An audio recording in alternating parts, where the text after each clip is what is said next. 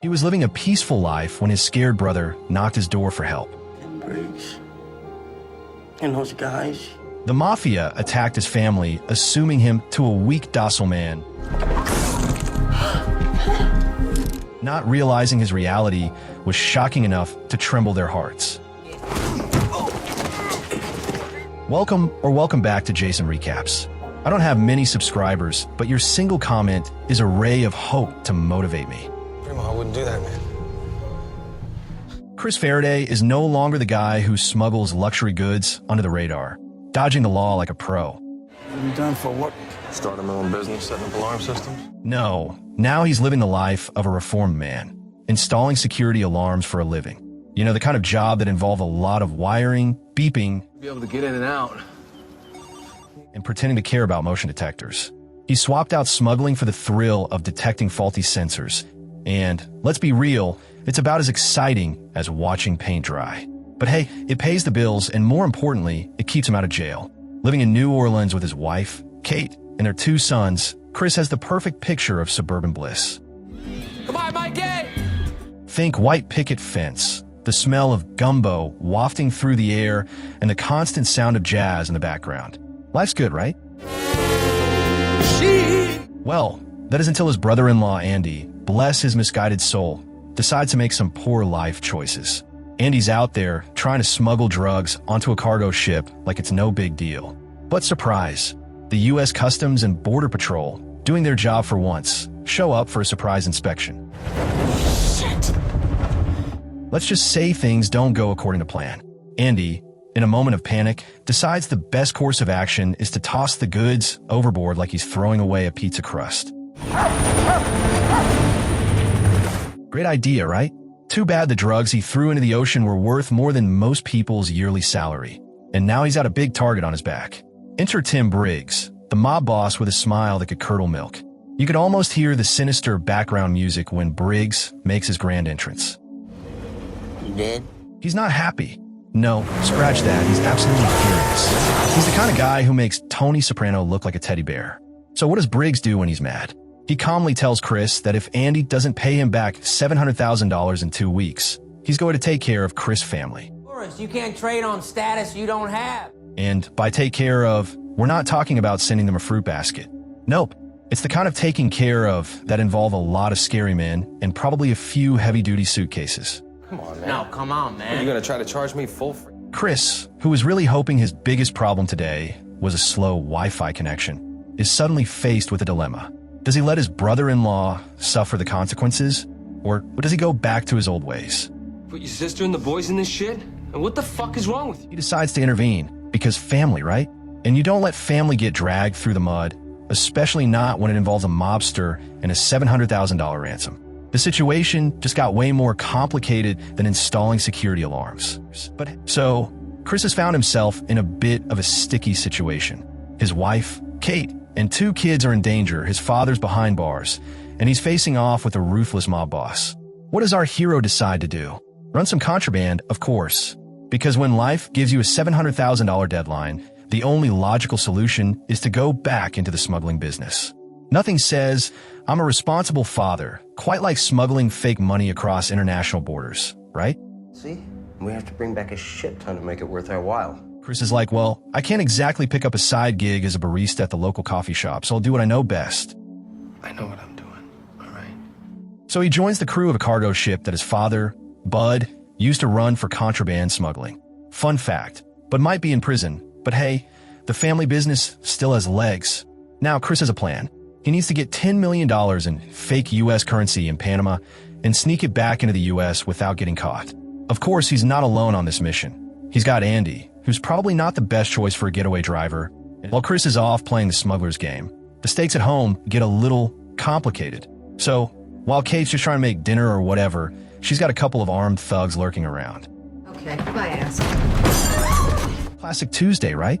But things take an unexpected turn when one of the kids, probably just trying to stop a fight or maybe just defending a toy truck, pushes one of the thugs. In a chaotic moment of reflex, one of the thugs fires a round into the wall because, sure, why not escalate things a bit? The goons, realizing that messing with a family is one thing, but possibly ruining their expensive suits with a few bullet holes is another, decide to skedaddle. Chris comes to the rescue, calling his best friend, I call Sebastian. Sebastian Abney, to babysit his family. Now, if you're wondering why Chris trusts Sebastian, it's because, well, it's either that or leave his wife and kids with a bunch of random mobsters. Back to Panama, where Chris is trying to make this whole fake money thing work. The chief engineer on the ship, in a twist of fate, decides to lend Chris a helping hand by sabotaging the ship's pitch propeller. It's like he's trying to ruin the whole thing, but hey, at least it buys Chris a little more time. Time to figure out how to make this all blow up in the least catastrophic way. Things go south fast for Chris when he realizes the money he bought isn't fake money. It's just plain paper. It's like buying a suitcase only to find out it's filled with newspapers. So, Chris rejects the worthless bills Fucking idiots didn't print this on starch-free paper. and turns to crime lord Gonzalo to get some real fake money. Meanwhile, Kate's life takes a turn for the worse when Briggs attacks her at home, forcing her to move in with Sebastian. As if that wasn't enough, Briggs calls Andy, threatening to harm his nephew unless Andy uses the money for fake bills to buy cocaine instead. I said, I want you to take the buy money and go to that address. Things get even messy, when Andy runs off with the buy money, which angers Gonzalo. To fix it, Gonzalo forces Chris and Danny into an armored car heist. That offer still stand? We ride with you? But the plan goes awry when the armored car flips their van, turning the situation into a violent shootout. Gonzalo and his crew are mostly killed in the chaos. But Chris and Danny chase after the last surviving gangster who's carrying a valuable Jackson Pollock painting. Because why not add a painting to the mix in the middle of all this crime and mayhem? Chris and Danny steal a van full of counterfeit money and a Jackson Pollock painting during a chaotic heist. Meanwhile, Sebastian, deep in debt to a Scottish gangster, teams up with Briggs to betray Chris. Sebastian tries to manipulate Chris by threatening Kate, but she wisely avoids his advances and escapes with her kids. In Panama, Chris bribes a crew member to delay loading containers while also dealing with Andy, who has squandered the buy money on cocaine. Andy, trying to save face, explains that Briggs threatened to kill Chris' son if Andy didn't take the deal. Chris, having finally figured out who the real traitor is, calls Sebastian and threatens him with all sorts of terrible consequences. Sebastian, in his usual drunken douchey state, tries to force himself on Kate. This is by far the most awkward and unsettling scene. Kate, who has been through enough, bolts to the bathroom and locks herself in. Sebastian, like a total jerk, starts insulting her, calling her a brat and uppity because, clearly, she's the problem here. Oh, he's not about to let Kate ruin his little operation, so he decides to ram his shoulder into the door like he's auditioning for a role in the Hulk. The door flies open, and poor Kate goes flying, hitting her head on the edge of sink. Kate, understandably knocked out cold from the whole sink meets head incident, is now lying unconscious. Sebastian, in a moment of pure panic, thinks, well, I guess I'm gonna have to hide the body now. So, he wraps her up in plastic, because if there's one thing every terrible character in a crime movie knows how to do, it's how to wrap up a body. His plan? Toss her into a hole and have his construction workers fill it in. You know, just another day at work. Meanwhile, Chris is on a completely unrelated adventure, trying to move the drugs across the seas without losing his mind. And what does Sebastian do while Chris is hustling on the high seas? He contacts Captain Camp, remember him? The germaphobe with a portable carpet cleaner, and rats out Chris. Oh, hey, Captain, Chris is smuggling drugs aboard. Just thought you'd want to know. And of course, the captain is all for it. The captain, with his deep love of cleanliness, proceeds to try to persuade Chris to spill the beans about the drugs on board. But Chris isn't budging. Nope, not today, Captain. So, the captain, frustrated, calls U.S. Customs and Border Protection like he's ringing up a pizza delivery. And now, it's a full-on search party. Helicopters? Check.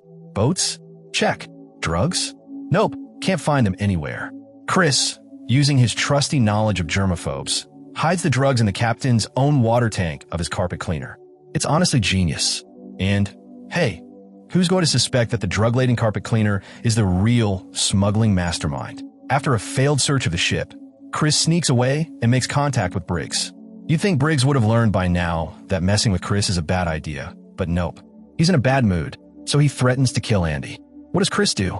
He decides, why not break Briggs' car window, drag him out, and beat the living daylights out of him. And that's exactly what happens. Chris takes his revenge, and in the middle of all the chaos, tells Andy to get out of there, go run, escape. After all this, Chris, because he's a man of strategy, takes Briggs to the captain's house. He's got a spare key. Of course he does. He opens the captain's car trunk, pulls out the carpet cleaner, and voila, the drugs are out. Briggs, with a sadistic grin, sits back in the living room like he's at a five-star restaurant, sampling the cocaine. It's almost like he thinks he's living in some mafia-themed cooking show. Chris, being the master planner, steals the captain's car from a crime boss house, only to set off the security system, alerting the cops. The result? The captain, Briggs, and his thugs are arrested, and justice is served. Next, Chris heads to Sebastian's construction site for a little payback. After giving him a few punches, he finally gets the location of Kate, who's buried under a concrete slab, nearly becoming part of the foundation. With perfect timing, Chris digs her out just before the cement pours, saving her from a grim fate.